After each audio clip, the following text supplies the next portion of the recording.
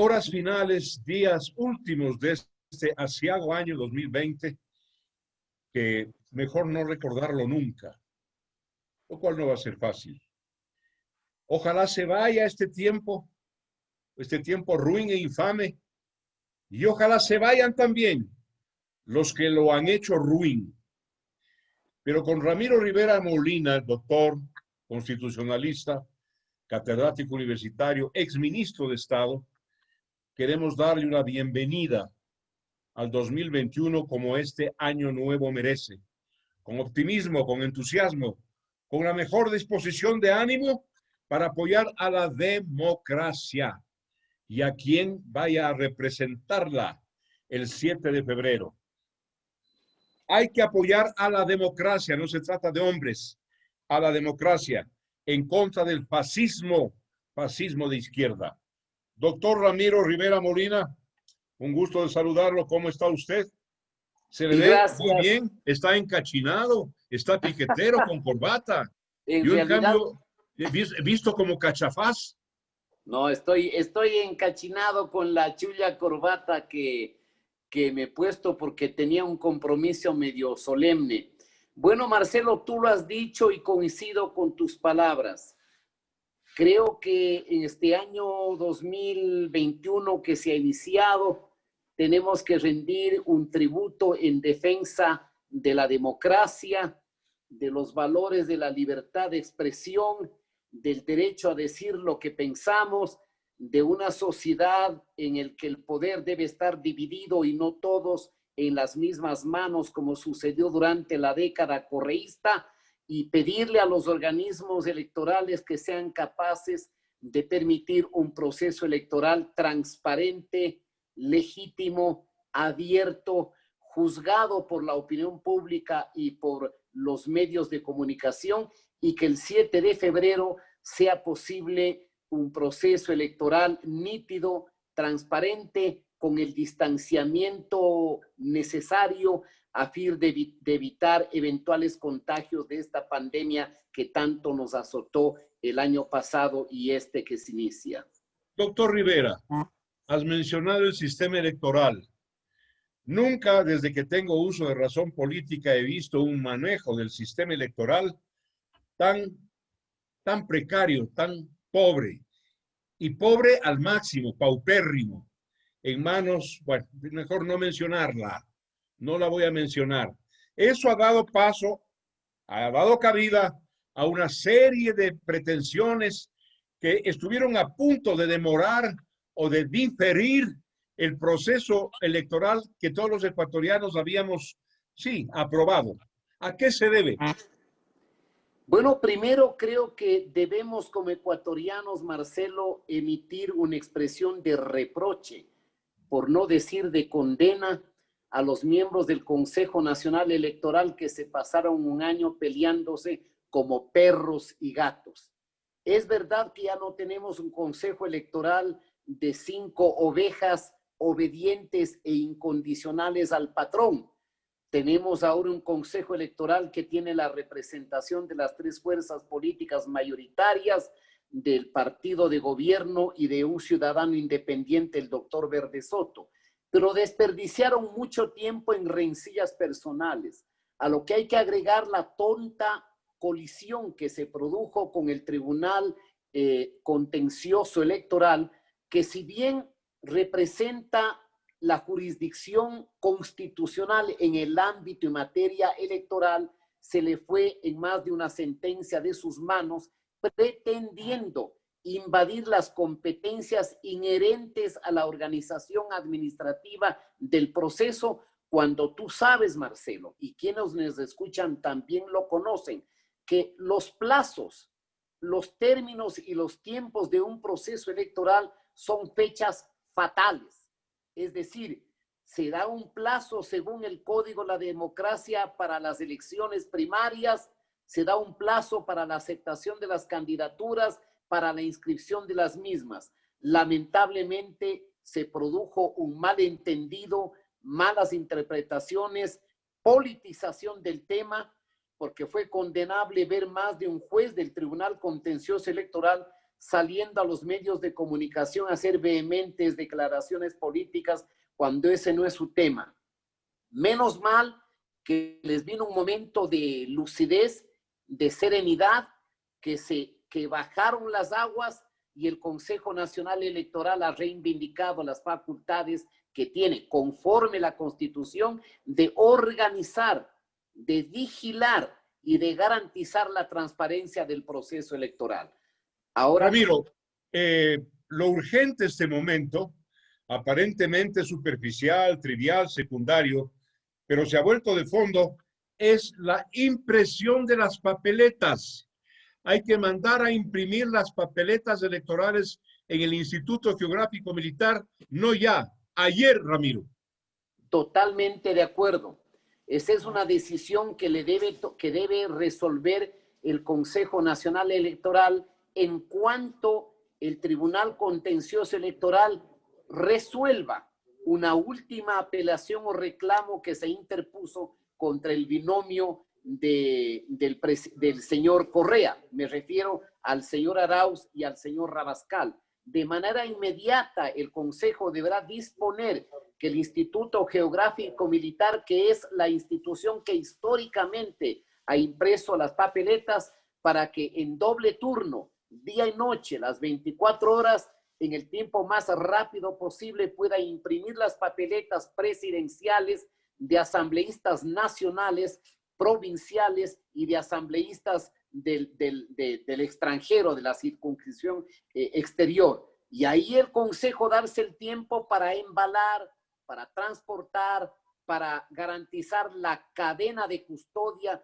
de los documentos electorales y también, diría yo, Marcelo, para que nos garanticen a los ecuatorianos que el domingo 7 de febrero nos podamos acercar con confianza, garantizado el distanciamiento físico, garantizado las prevenciones debidas para no contaminarnos con esta terrible pandemia y tengamos resultados electorales transparentes, legítimos, nítidos y que no sean cuestionables, como lamentablemente sucedió hace casi cerca de 4 años en el 2017, donde estoy seguro que le robaron la presidencia al señor candidato del movimiento Creo.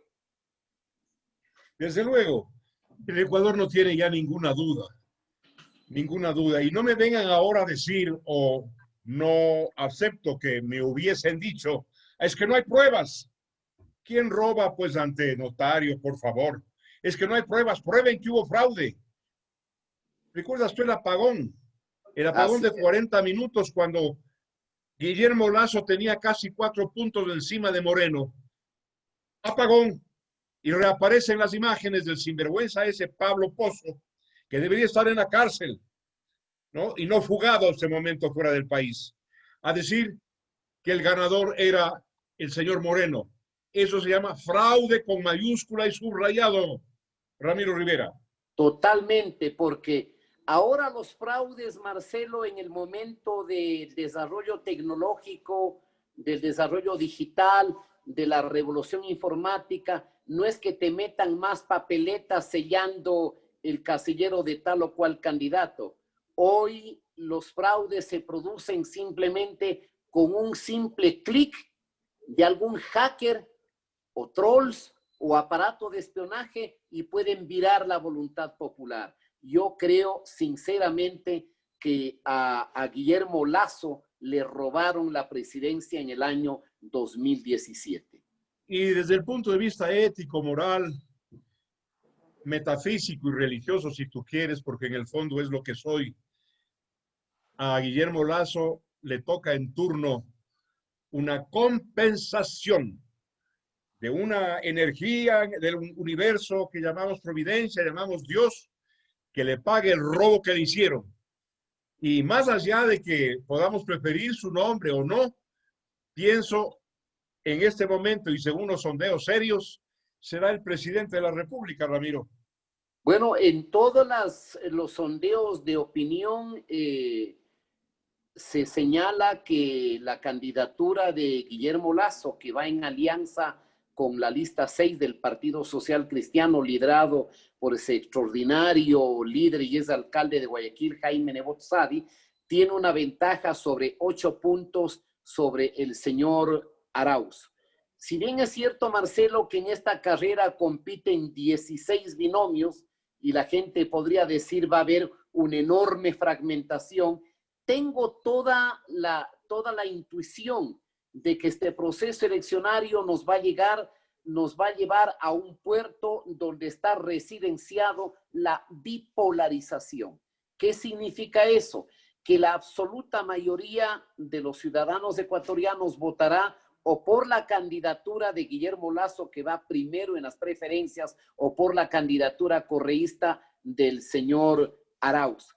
Fíjate tú, Marcelo, que estaba revisando yo las estadísticas del año 2006, cuando se producen 13 binomios.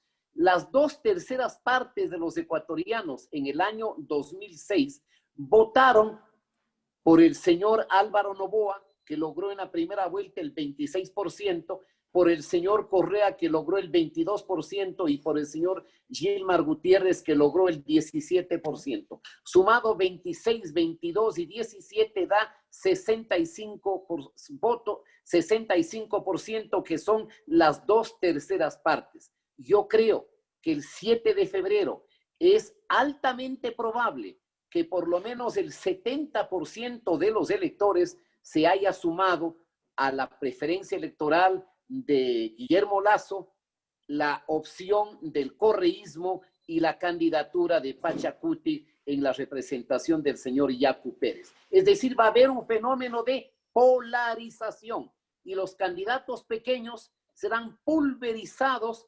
¿Sabes por qué, Marcelo? Por el criterio del voto útil, porque la gente no quiere desperdiciar el voto. Es decir, si tienes tú 7 u 8 candidaturas, algunas de ellas muy respetables, van a haber electores de esas candidaturas pequeñas que van a decir, yo no quiero que el correísmo regrese y en consecuencia, ¿para qué voy a votar por fulano, sutano y mengano que no tienen ningún chance? Voy a votar entonces por la candidatura única que tiene posibilidad de derrotar al correísmo, que será la candidatura del señor Guillermo Lasso. A propósito, doctor Rivera, de sondeos y de cifras, manejo el último a la primera semana de diciembre. 3 encuestadoras serias, no los sondeos chimbos que ahora proliferan, probablemente impulsados por el dinero de Correa. Las cifras estaban así, habrá que esperar un nuevo sondeo. Esto es primera semana de diciembre. Guillermo Lasso 23, Arauz 13 y Yacu o Guartambel, no recuerdo nunca bien cómo se llama este señor, el aspirante a indio, es Pérez Guartambel, 9%. Siendo estas cifras y tendiendo las cifras de Lasso a crecer, porque también tengo la intuición de que descalificada o no aceptada la candidatura de Álvaro Noboa, el grueso de esa gente plegará hacia la democracia, plegará hacia Lasso. Y por lo menos yo no descartaría, te quiero consultar, Ramiro Rivera, la posibilidad de una victoria en primera vuelta. Bueno, yo creo que tienes muchísima razón, Marcelo, cuando sostienes que ya no habiendo sido viable la candidatura de Álvaro Noboa, en algún momento la candidatura de Guillermo Lasso tuvo un pequeño bajón. ¿Y cómo se explicaba eso? Que frente a la expectativa de una eventual candidatura de Álvaro Noboa Pontón, muchos electores que inicialmente habían estado con Guillermo Lasso migraron hacia Álvaro Noboa en la posibilidad de que fuese el candidato. Cuando no lo es, por omisión de este famoso movimiento Justicia Social que se vertebró en la esencia de la danza y de la orgía de corrupción del correísmo. En tus términos, nació del útero de la corrupción. No habían inscrito en su momento. Yo creo que le engañaron al señor Álvaro Noboa Pontón.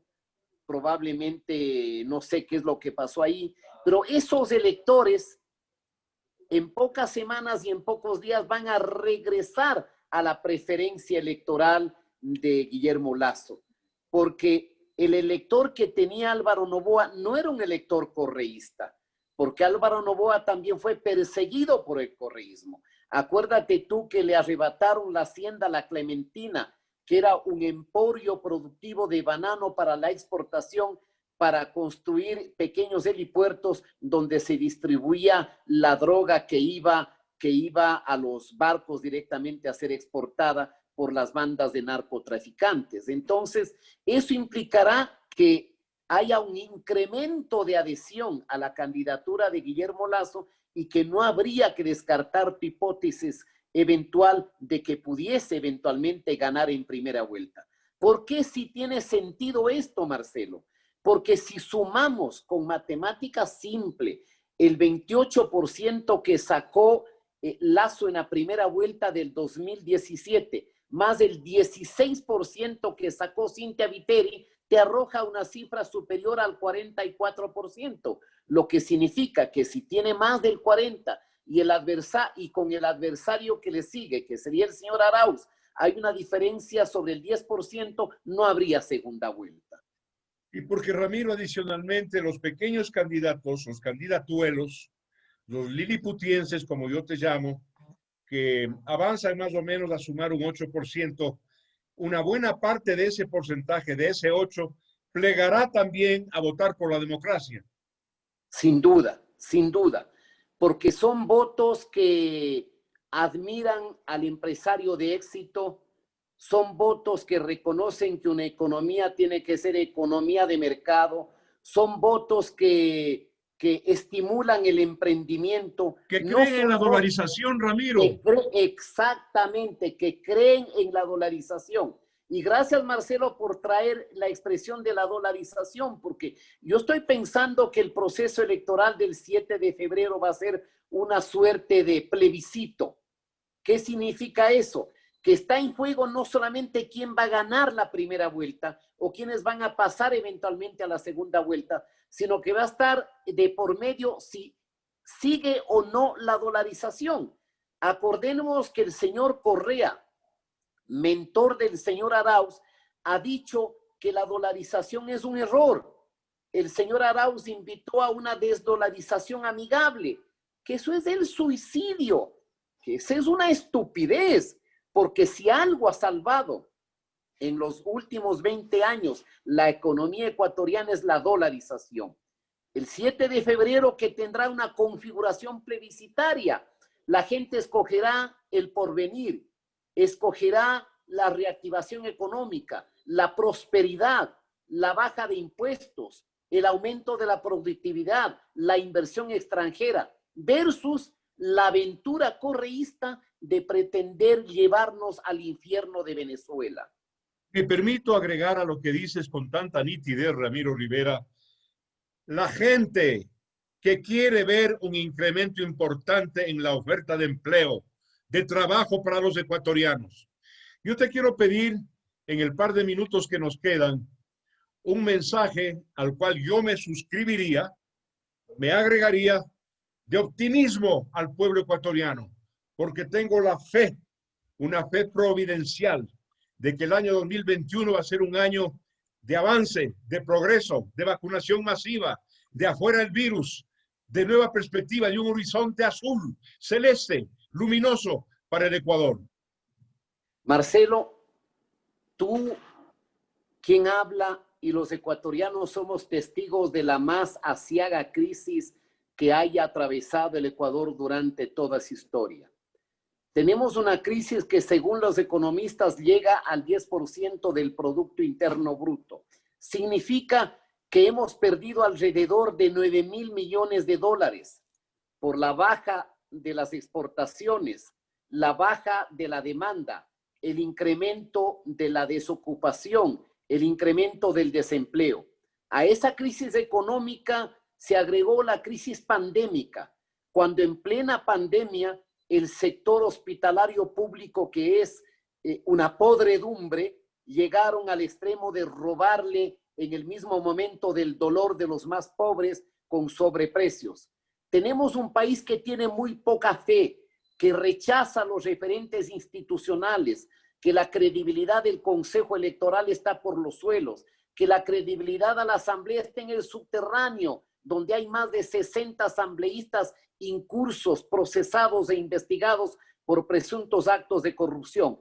Pero a pesar de eso, Marcelo, tú lo has dicho, sí hay una luz en el horizonte, sí hay lucidez, inteligencia, razonamiento, capacidad de distinguir lo bueno y lo malo. Y los ecuatorianos saben que el Ecuador no puede irse por el camino que se le oferta del infierno venezolano.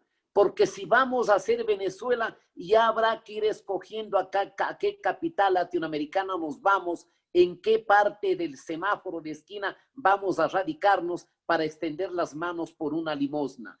El Ecuador no va a hacer caso a los cantos de sirena del correísmo que pretende retornar al populismo autoritario, al estatismo, a la vergüenza, a la corrupción y a la impudicia. Yo estoy absolutamente seguro que el 7 de febrero va a haber una mayoría de los ecuatorianos que va a estar de acuerdo con las banderas de la libertad, del mercado, de la competencia, de la seguridad jurídica, del emprendimiento, del trabajo, de la justicia, de la transparencia y del futuro. Yo doy casi por hecho de que el 7 de febrero ganará las elecciones Guillermo Lasso de la Alianza Creo, lista 6, Partido Social Cristiano. Un no rotundo, determinante y potente al fascismo de izquierda. Fascismo de izquierda. Doctor Ramiro Rivera Molina, gracias. Gracias. Tanto tú como yo nos unimos a un abrazo fraterno al pueblo del cual salimos, al pueblo al cual amamos, el pueblo ecuatoriano, frente a un futuro próximo, inmediato, 2021, pues un futuro distinto al que hemos tenido durante estos últimos 15 años. Un abrazo, Ramiro. Muchísimas gracias, Marcelo, por esta invitación. Que Dios te acompañe y que el año que venga sea un año fundamentalmente de salud para quienes ya superamos los 65, de bienestar y de paz en nuestras familias. Este mismo deseo a todos quienes nos escuchan y nos ven. Muchísimas gracias.